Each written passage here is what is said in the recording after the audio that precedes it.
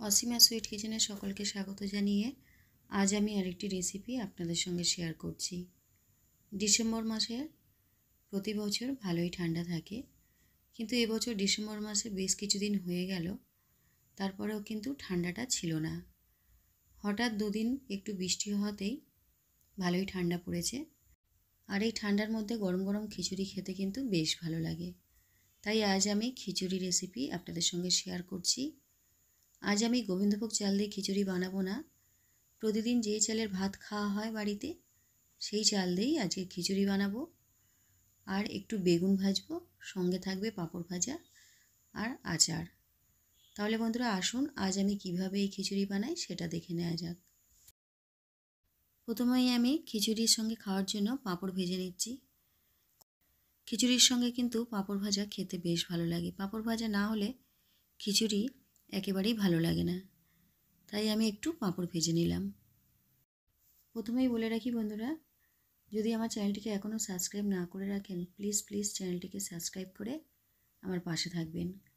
পাঁপড় ভেজে তুলে রাখলাম আর সাদা তেলটা রেখে দিলাম। এখন এবার সর্ষের তেলের মধ্যে আমি আলু ভেজে নিচ্ছি। খিচুড়িটা সর্ষের তেলেই হবে, তাই কড়ার মধ্যে সর্ষের তেল দিয়ে কিছু আলু এরকম করে কেটে রেখেছিলাম, অল্প একটু হলুদ গুঁড়ো দিয়ে আলুটাকে ভেজে নিচ্ছি। আর অল্প একটু লবণও দিয়ে দেব। আলু ভাজার সময় একটু লবণ দিলে আলুর ভেতরে খুব ভালো করে লবণ মিশে যাবে। আলু বড় সাইজ করে কাটা আছে, তাই সিদ্ধ হতে একটু সময় লাগবে, সেই জন্য মাঝে মাঝে আমি একটু চাপা দিয়ে আলুগুলো ভেজে নিলাম। আলু আমি অল্প করেই দিয়েছি, আপনারা চাইলে বেশি করেও দিতে পারেন। তবে খিচুড়ির মধ্যে একটু আলু না দিলে কিন্তু খিচুড়ি খেতেও ভালো লাগে না। আলু এরকম হালকা একটু লাল করে ভেজে নিয়েছি। এবার এই ভেজে নেওয়া আলুগুলো একটা প্লেটের মধ্যে তুলে রাখলাম। আরও কিছুটা তেল দিয়ে তেল গরম করে নিয়ে বেগুনগুলো ভেজে নিচ্ছি। আর বেগুনগুলো এরকম বড় করেই রেখেছি, এর থেকে ছোট করলে ভাজার পর কিন্তু একেবারেই ছোট হয়ে যায়। বেগুন ভালো করে সিদ্ধ হওয়ার জন্য মাঝে একটু ঢাকা দিয়েছিলাম। ঢাকাটা খুলে এবার বেগুন উল্টে পাল্টে দিচ্ছি। খিচুড়ির সঙ্গে একটু পাঁপড় ভাজা না থাকলেও যেমন ভালো লাগে না, তেমন একটু বেগুন ভাজা না থাকলেও কিন্তু ভালো লাগে না। বেগুন ভাজা হলে খিচুড়িটা খেতে আরও বেশি ভালো লাগে, তাই একটু বেগুন ভেজে নিলাম। এখন একটা বাটির মধ্যে কিছুটা মুগ ডাল নিয়ে নিলাম। এবার নিচ্ছি কিছুটা মসুর ডাল। মুগ ডাল আর মসুরির ডাল একসঙ্গে দিয়ে আমি খিচুড়িটাকে বানাবো। চাইলে আপনারা এর মধ্যে আরও অন্য ডাল অ্যাড করতে পারেন। আমি দু রকম ডাল দিয়েছি। ডালের মধ্যে এবার জল দিয়ে আমি ভালো করে ধুয়ে নেব। ডাল কিন্তু একবার ধুলে হবে না, 2-3 বার জল পাল্টে পাল্টে ভালো করে ধুতে হবে। এদিকে দেখুন বেগুন ভাজাটাও কিন্তু আমার প্রায় হয়ে এসছে। প্রথম ব্যাচে যে বেগুনগুলো দিয়েছিলাম শুধু সেইগুলোই ভাজা হয়ে এসছে। ডালটা ভালো করে ধুয়ে জল ঝরাতে দিলাম। বেগুন ভাজা প্রায় হয়ে এসছে। এখন আমি 2টো শুকনো লঙ্কা এইভাবে কেটে তেলের মধ্যে ফোড়ন দিলাম। এইভাবে শুকনো লঙ্কা ফোড়ন দিলে বেগুনটা খেতে কিন্তু খুব ভালো লাগবে শুকনো লঙ্কার ফ্লেভারে। এবার তেলটা একটু ঝরিয়ে বেগুনগুলো আমি তুলে নিচ্ছি। তবে সব বেগুন ভাজা হয়নি, এখনও অনেক বেগুন আছে। কিছুটা বেগুন আমি ভেজে তুলে নিলাম, বাকি যে বেগুনগুলো আছে সেগুলো আমি তেলের মধ্যে দিয়ে ভেজে নিচ্ছি। আমি একেবারেই কম তেল দিয়ে বেগুন ভেজে নিচ্ছি, আপনারা চাইলে বেশি তেল দিয়েও বেগুন ভাজতে পারেন, অর্থাৎ ছাঁকা তেলেও বেগুন ভেজে নিতে পারেন। তেলটা যাতে কম খাওয়া হয় তার জন্য আমি কম তেলে ভেজে নিচ্ছি।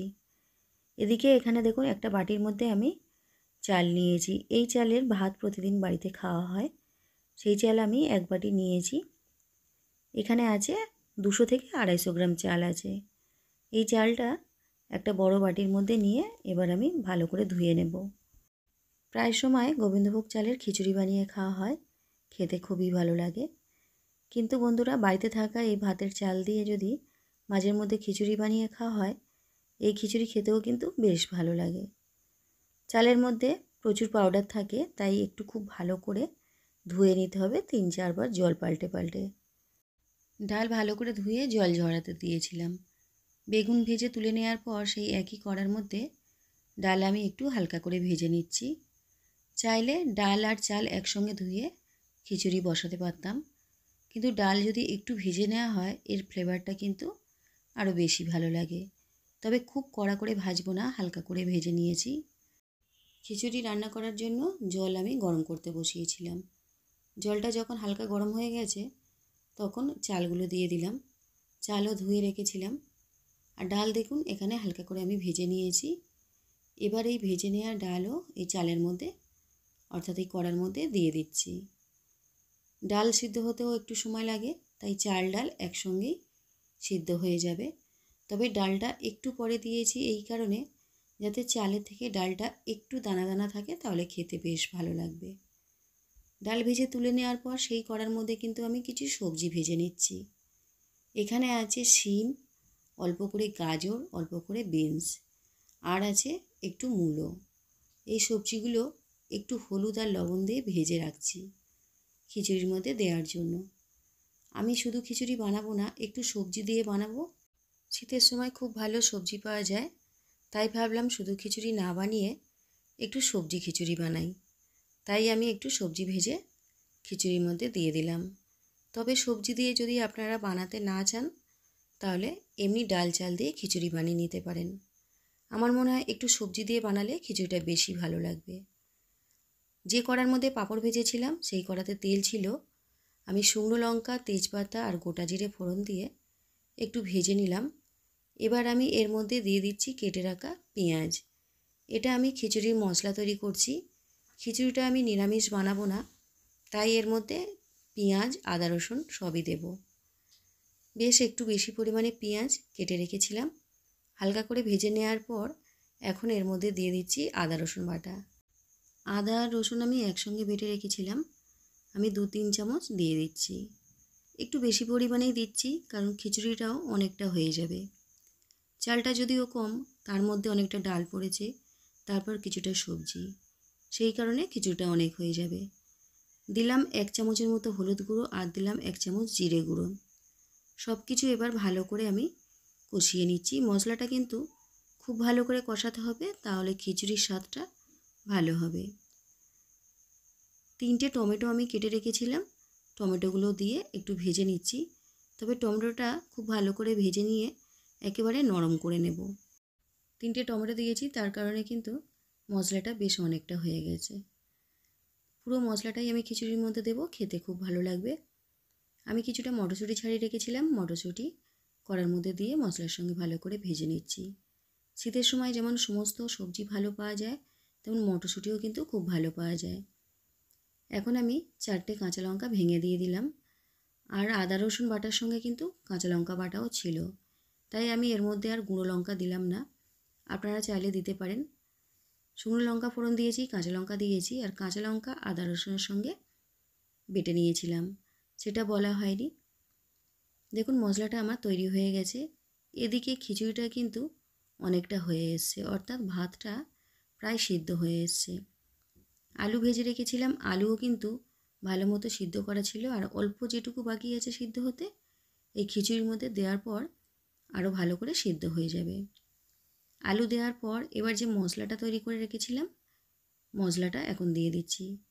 এতক্ষণ খিচুড়িটা একটু সাদা হয়েছিল, মশলা দেওয়ার পর কিন্তু খিচুড়িটা খুব সুন্দর একটা কালার চলে এসছে। দেখুন খিচুড়ির মধ্যে ভেজে রাখা মশলাটা দেওয়ার পর নেড়েচেড়ে ভালো করে মিশিয়ে নিলাম, যাতে পুরো খিচুড়ির মধ্যে মশলাটা ভালো করে মিশে যায়। তারপর খিচুড়িটা কিছুক্ষণ ফুটিয়ে নিলাম। খিচুড়ি কিন্তু প্রায় তৈরি হয়ে গেছে। লবণটা আগে দেওয়া হয়নি, এখন আমি লবণটা দিলাম। লবণ দিয়ে আবার ভালো করে মিশিয়ে নিলাম, আর একটু সময় ফুটিয়ে নিলেই তৈরি হয়ে যাবে আমার আজকে দারুণ স্বাদের এই খিচুড়িটা।